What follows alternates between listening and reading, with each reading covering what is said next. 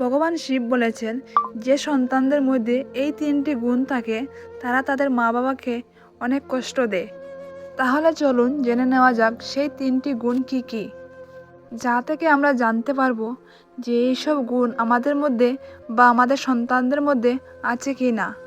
তো নমস্কার বন্ধুরা, আপনারা দেখছেন সিআর মোটিভেশন। তো এক সময়ে দেবর্ষি নারদ পৃথিবীলোক ভ্রমণ করে শিবের সাথে দেখা করতে আকাশলোকে যাচ্ছেন। তখন ভগবান শিব কৈলাস পর্বতে তার নন্দীর সাথে বিশ্রাম করছিলেন। ভগবান শিব দেবর্ষি নারদকে দেখে বললেন, হে দেবর্ষি নারদ, আজ হঠাৎ কি করে কৈলাস পর্বতে তোমার আগমন হয়েছে? তখন দেবর্ষি নারদ বলেন, হে প্রভু, আমি কিছুক্ষণ আগে পৃথিবীর লোক থেকে ঘুরে এসেছি এবং আমি দেখেছি সেখানে অনেক সন্তানেরা তাদের পিতামাতাকে কষ্ট দিচ্ছে। হে প্রভু, আমি আপনাকে অনুরোধ করছি, আপনি দয়া করে বলুন সেই সন্তানরা কেমন হয় যারা তাদের মা বাবাকে দুঃখ দেয়। তখন ভগবান শিব বলেন, হে দেবর্ষি নারদ, আজ আমি তোমাকে একটি গল্প শোনাচ্ছি। মনোযোগ দিয়ে শুনলে তুমি তোমার সকল প্রশ্নের উত্তর পেয়ে যাবে। ভগবান শিব দেবর্ষি নারদকে আরও বলেন যে যে ব্যক্তি এই কাহিনী মনোযোগ দিয়ে শুনবে তার সন্তানরা কুসঙ্গ থেকে মুক্ত হয় এবং সর্বদা মা বাবার সেবা করে। তাহলে চলুন শুরু করা যাক। বন্ধুরা, প্রাচীনকালের কথা, এক নগরে রামসেন নামক এক রাজা বাস করতেন, যার একটি খুবই সুন্দর কন্যা ছিল। রামসেনের কন্যার নাম ছিল ছায়া। তার নিজের রূপ নিয়ে প্রচণ্ড অহংকার ছিল। ছোটবেলা থেকে সে মা বাবার আদরের মেয়ে ছিল, তাই সম্পূর্ণ স্বাধীনতায় বড় হয়েছে। সেই কারণে তার মধ্যে একটা অহংকার জন্ম নিয়েছিল যে সে একজন রাজকন্যা। সে কাউকে সম্মান করত না, চলতে ফিরতে সবাইকে অপমান করত। ভগবান শিব বলেন, হে দেবর্ষি নারদ, সন্তান ছেলে হোক বা মেয়ে, যদি তাদের প্রয়োজনের থেকে অতিরিক্ত স্বাধীনতা দেওয়া হয় তাহলে তারা বিপদে যায়। তাদের এই অবস্থা তৈরি করতে মা বাবার অনেক বড় ভূমিকা থাকে। যদি সন্তানেরা নিজেদের ইচ্ছা মতো চলতে থাকে তাহলে মা বাবার উচিত তাদের সঙ্গ না দিয়ে তাদেরকে ভুল ধরিয়ে দেওয়া। প্রয়োজন হলে তাদেরকে শাসন করা উচিত। সন্তানরা তখনই মা বাবার কথা শুনবে যদি তাদের ছোটবেলা থেকে সঠিকভাবে চালানো হয়, তাদের প্রতিটি কাজে লক্ষ্য রাখা হয়, তাদের আদর্শ শিক্ষা দেওয়া হয় এবং সংস্কারের মাধ্যমে লালন পালন করা হয়। যদি মা বাবা তা না করেন তাহলে যখন সন্তান বড় হয়ে যায় তখন তাদের শাস্তি দিয়েও আর সংশোধন করা যায় না। তখন আপনার বোঝানো তাদের কাছে তীরের মতো বিঁধবে, তারা আপনার আয়ত্তের বাইরে চলে যাবে। ভগবান শিব আরও বলেন, হে দেবর্ষি নারদ, রামসেনের কন্যা ছায়ার জন্য যে প্রস্তাবই আসতো সে তাদের সঙ্গে দুর্ব্যবহার করত, তাদেরকে অপমানিত করে ফিরিয়ে দিত। রাজা নিজেও মেয়ের এই আচরণে খুবই বিরক্ত ছিলেন। একদিন রাজা তার কন্যা ছায়ার জন্য রাজ্যে একটি বিশাল যজ্ঞের আয়োজন করলেন। বিভিন্ন রাজ্যের রাজপুত্র, রাজা মহারাজারা এই স্বয়ংবর সভায় অংশগ্রহণ করেন। সকল রাজা মহারাজারা এসে আসনে বসে পড়লেন। ওইদিকে রাজকন্যা ছায়া তার সখীদের সাথে নিয়ে বরমাল্য হাতে নিয়ে রাজপ্রাসাদে এসে প্রবেশ করল। সে তার সৌন্দর্যের অহংকারে মত্ত ছিল। সে সব রাজপুত্রদের এক এক করে দেখতে দেখতে সামনের দিকে এগিয়ে যাচ্ছিল। যে রাজপুত্রের সামনে গিয়ে পৌঁছত তার কোনো না কোনো বিষয় নিয়ে ঠাট্টা করত এবং তাকে উপেক্ষা করে এগিয়ে যেত। সবার মধ্যে রাজকুমারের এরকম ব্যবহার দেখে অনেক রাজপুত্র নিজেকে অপমানিত বোধ করে রাজপ্রাসাদ থেকে উঠে চলে যায়। একসময় রাজকুমারী একজন মোটাসোটা রাজপুত্রের সামনে এসে পৌঁছান এবং সেই রাজপুত্রকে নিয়ে উপহাস করতে লাগলো আর সখীদের বলল, হে সখী, তোরা একবার দেখতো এই রাজকুমারের শরীরটা দেখতে কেমন, যেন কেউ ময়দার বস্তা এনে রেখে দিয়েছে।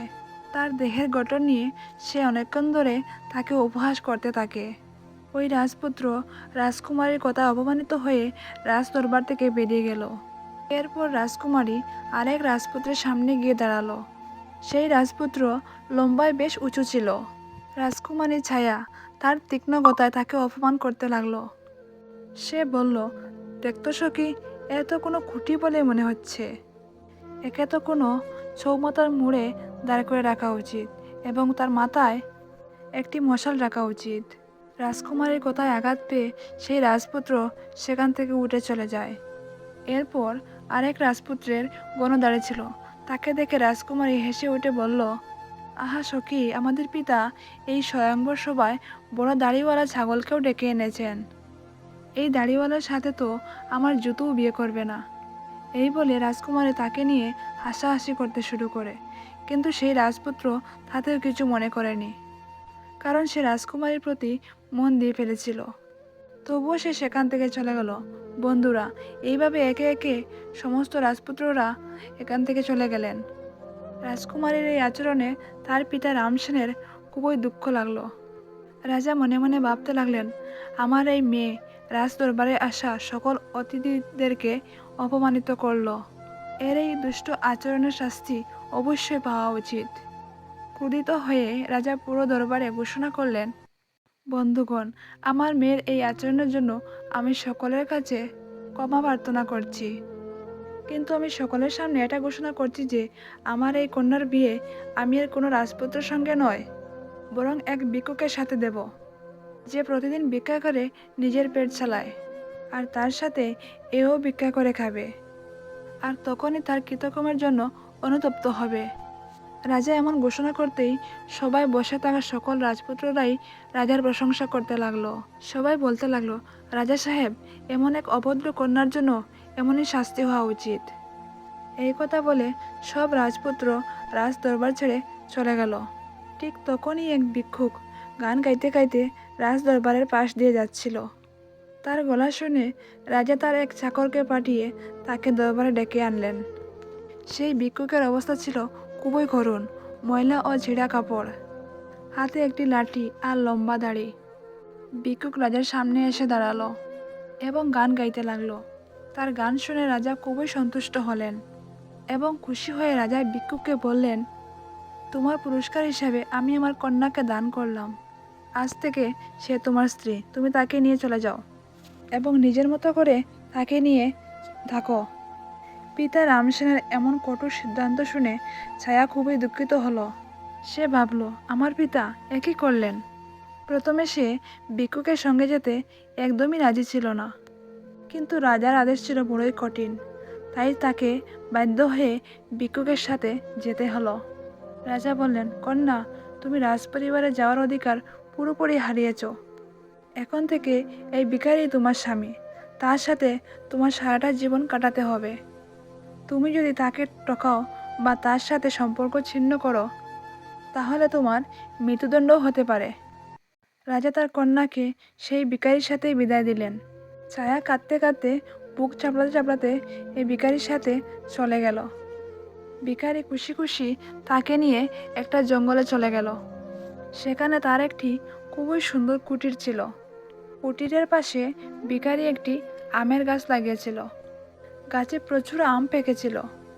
তারপর রাজকুমারী দেখলো বড় একটি সুন্দর ক্ষেত রয়েছে। ছায়া ভিখারিকে জিজ্ঞাসা করলো, এটি কিসের ক্ষেত? ভিখারি তখন বলল, কুমারী, আমি শুনেছি যে এই ক্ষেতটি সেই দাড়িওয়ালা রাজপুত্রের, যাকে তুমি রাজপ্রাসাদে অপমান করেছ। কিন্তু দুঃখের বিষয় যে আমিও ঠিক সেই দাড়িওয়ালার মতো দাড়িওয়ালা হলাম।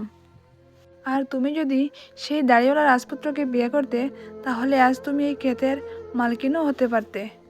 কিন্তু এখন আর পেছনে তাকিয়ে কোনো লাভ নেই। তোমাকে এখন আমার মতো ভিখারির সাথেই জীবনের বাকি দিনগুলো কাটাতে হবে। এর কিছুক্ষণ পর রাজকুমারী খুবই সুন্দর একটি ফল ফুলে ভরা বাগান দেখতে পেল। বাগানটি দেখে ছায়া ভিখারিকে জিজ্ঞাসা করলো, এই বাগানটি কার? তখন ভিখারি বলল, এই বাগানটাও সেই দাড়িওয়ালা রাজপুত্রের, যাকে তুমি স্বয়ম্বরের মাঝে অপমান করেছিলে। তাই কিছুক্ষণ বিশ্রাম নিয়ে এখান থেকে চলো, তা না হলে যদি সেই দাড়িওয়ালা রাজপুত্র আমাদের এখানে দেখে ফেলে, তাহলে সে আমাদেরকে অপমান করে তাড়িয়ে দেবে। একবার ভাবো, তুমি যদি আজ তাকে বিয়ে করতে, তাহলে এই বাগানটাও আজ তোমার হতো, আর তোমাকে আমার মতো ভিখারির সাথে এভাবে আসতে হতো না। কিন্তু তোমার অহংকারই তোমাকে আজ এখানে নিয়ে এসেছে। এইভাবে তারা কথা বলতে বলতে এগিয়ে চলছিল। তখন ভগবান শিব দেবমুনি নারদকে বললেন, এইভাবেই অহংকারের কারণে মানুষ নিজের জীবন ধ্বংস করে ফেলে। রাজকুমারী ছায়ার মতো যারা অহংকারে বশীভূত হয়ে অন্যকে অপমান করে, তারা শেষমেশ নিজে অনুশোচনা করে। এইভাবে দুজনেই সামনের দিকে এগিয়ে যেতে লাগলো। কিছু দূর যাওয়ার পর তারা একটা খুব সুন্দর নগরে পৌঁছালো। মনে হচ্ছিল যেন সেই নগরটি কোনো রাজ্যের একটা রাজধানী। ছায়া জিজ্ঞাসা করলো, ওই নগরটি কোন রাজ্যের? তখন ভিখারি বলল, এটি হলো সেই দাড়িওয়ালা ছাগলের নগর, যাকে তুমি স্বয়ংবরে অপমান করে তাড়িয়ে দিয়েছিলে। ভাবো, তুমি যদি তাকে বিয়ে করে নিতে, তাহলে আজ তুমি এই নগরের রানী হতে। হাজারো দাসদাসী তোমার সেবা করত, কিন্তু তুমি তোমার রূপের অহংকারে নিজের ভাগ্য নিজেই নষ্ট করে ফেললে। এই ভিখারিকে বিয়ে করে নিজের জীবন ধ্বংস করেছ।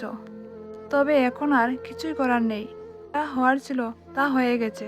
ভিখারির কথা শুনে রাজকুমারীর অনুশোচনা হতে লাগলো। সে বলতে শুরু করলো, ইস, আমি যদি তাকে বিয়ে করতাম। ভিখারি ছায়ার মুখ থেকে এসব কথা শুনে রাগান্বিত হয়ে বলল, রাজকুমারী সাবধান, তুমি ভুলে যেও না, তুমি কিন্তু এখন আমার স্ত্রী আর আমি তোমার স্বামী। এখন প্রাসাদের স্বপ্ন ত্যাগ করে তোমাকে আমার সঙ্গে এই কুটিরেই থাকতে হবে। এই কথা বলে ভিখারি রাজকুমারী ছায়াকে তার কুটিরের দিকে নিয়ে গেল। ছায়া সেই নগর থেকে কিছুটা দূরে। কুটির দেখে ছায়ার খুব রাগ হলো। সে বলতে লাগলো, এটা খুব বাজে, আমি এর মধ্যে কিভাবে থাকবো? এখানে থেকে আমার দম বন্ধ হয়ে আসবে। আমি তো বড় বড় প্রাসাদে থাকার মানুষ, আমি এই ছোট কুটিরে কি করে থাকবো? তখন ভিখারি বলল, রাজকুমারী, আজ থেকে এই কুটিরেই তোমার নতুন বাড়ি। আজ থেকে তুমি সারা জীবন এখানেই থাকতে হবে। ছায়া জিজ্ঞাসা করলো, তোমার এখানে কোনো চাকর বাকর নেই? কুটিরের পরিষ্কার পরিচ্ছন্নতা কে করবে? ভিখারি উত্তর দিল, হে রাজকুমারী, তুমি কি বলছো? আমি কোনো রাজা নয় যে আমার বাড়িতে চাকর বাকর থাকবে। আমি তো নিজেই একজন ভিখারি, চাকরের চেয়েও অনেক নিম্নস্তনের একজন মানুষ। কুটিরের সব কাজ আমাদেরকেই করতে হবে। এখন তুমি প্রথমেই কুটির পরিষ্কার করো, তারপর আমার জন্য খাবার তৈরি করো। আমি খুব ক্ষুধার্ত, পথ চলতে চলতে ক্লান্ত হয়ে গেছি। তখন ভগবান শিব দেবমুনি নারদকে বললেন, ছায়া তো রান্না করতে জানতো না, তাই ভিখারি আর রাজকুমারী মিলে কোনো রকমে উল্টো পাল্টা খাবার তৈরি করে গেল। তারপর তারা ঘুমিয়ে পড়ল। পরের দিন ভিখারি রাজকুমারীকে জাগিয়ে বলল, এখন ঘরের সব কাজ করতে হবে। সারাদিন ছায়া কাজ করতে লাগলো এবং ভিখারির বকাঝকা সহ্য করলো। এভাবে আরও কয়েকদিন কেটে গেল। ঘরে যা কিছু খাবার ছিল তাও ফুরিয়ে গেল। ভিখারি বলল, প্রিয়, এখন তো আর অবশিষ্ট কিছুই নেই খাবার। যা কিছু ভিক্ষা করে জমেছিলাম তা তো সবই শেষ হয়ে গেছে। আমাদের জীবিকা চালানোর জন্য এখন থেকে কিছু কাজ করতে হবে। তুমি একটা কাজ করো, আমি এই আম গাছ থেকে কিছু আম পেড়ে ঝুড়িতে ভরে দেবো, আর তুমি সেগুলো নিয়ে বাজারে বিক্রি করে আনবে।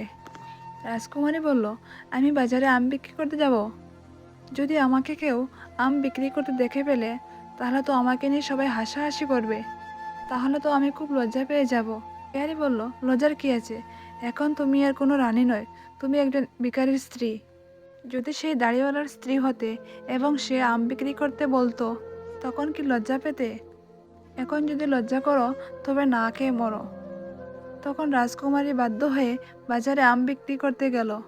রাস্তার ধারে বসে সে দিনভর আম বিক্রি করতে লাগলো। ধীরে ধীরে তার সব আম বিক্রি হতে শুরু হলো। একদিনের কথা, রাজকুমারী ছায়া যখন রাস্তার পাশে বসে আম বিক্রি করছিল, তখন এক রাজার মন্ত্রী সেখানে এসে তার সব আম লাথি মেরে এদিক সেদিক ছড়িয়ে দিল এবং বলল, সাবধান, রাস্তার পাশে আম চড়িয়ে বসার সাহস করো না। তা শুনে রাজকুমারীর খুব কষ্ট হলো এবং সে কুটিরে এসে ভিখারিকে সব কথা খুলে বলল। তা শুনে ভিখারি বলল, তুমি একেবারে পাগল হয়ে গেছো। তুমি যদি রাস্তার মাঝখানে দোকান বসাও, তাহলে সৈনিক তো লাথি মেরে ফেলবেই। তুমি রাস্তার মাঝখানে আমগুলো নিয়ে বসেছিলে, তাই জন্য রাস্তাতে মানুষ চলাচল করতে অসুবিধা হয়েছিল। তোমার দ্বারা কিচ্ছু হবে না, একটি কাজও তুমি ঠিক মতো করতে পারছো না। এবার আমি যাচ্ছি, তোমার জন্য আরেকটা কাজ খুঁজে নিয়ে আসবো।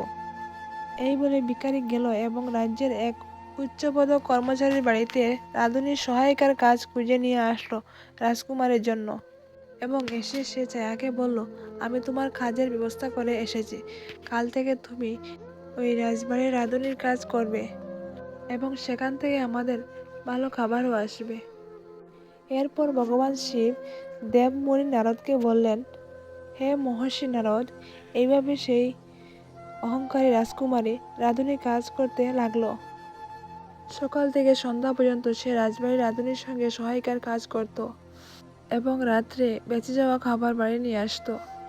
এইভাবে তাদের জীবন কিছুটা স্বস্তিতে কাটতে লাগলো। একদিনের কথা, ছায়া রান্নাঘরে কাজ করছিল। হঠাৎ সে জানলা দিয়ে উঁকি দিয়ে দেখলো রাজ্যের প্রাসাদে কোনো উৎসবের আয়োজন চলছিল। পুরো রাজপ্রাসাদ সাজানো হয়েছে, বড় বড় অতিথিরা আসছেন, চাকর বাকর তাদের অভ্যর্থনা জানাচ্ছে। এইদিকে রাজকুমারী নিজের কপালকে দোষ দিতে লাগলো। চোখে জল নিয়ে সে ভাবতে লাগলো, ইস, আমি যদি এরকম অহংকারী না হতাম, তবে হয়তো আজ এই দিন দেখতে হতো না। সেখানে দাঁড়িয়ে দাঁড়িয়ে সে এসব ভাবতেছিল। ঠিক এই সময় দুজন দাসী এসে তার ঝুড়িতে কিছু খাবার রাখলো এবং চলে গেল। রাজকুমারী সেই ঝুড়ি নিয়ে বাড়ি ফেরার জন্য বেরোতে লাগলো। তখনই হঠাৎ রাজকীয় পোশাক পরা এক পুরুষ তার সামনে এসে তাকে আটকে দিল। দেখে মনে হচ্ছিল সেই রাজ্যের রাজা। রাজকুমারী তার মুখের দিকে চেয়ে কাঁপতে শুরু করলো, কারণ সেই মানুষটি ছিল রাজকুমারী স্বয়ংবরে অপমান করা সেই দাড়িওয়ালা রাজকুমার। রাজকুমারী তাকে এক সময় দাড়িওয়ালা ছাগল বলে অপমান করেছিল।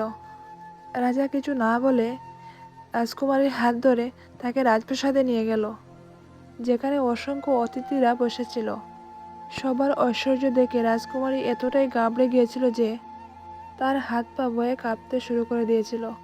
তার হাত থেকে ঝুড়ি পড়ে গিয়েছিল আর ঝুড়ির খাবারগুলি মাটিতে পড়ে ছড়িয়ে গিয়েছিল। রাজকুমারী খুবই বিমর্ষ হয়ে পড়েছিল। সবাই উপস্থিত সদস্যরা এই দৃশ্য দেখে জুড়ে জুড়ে হাসতে শুরু করলো।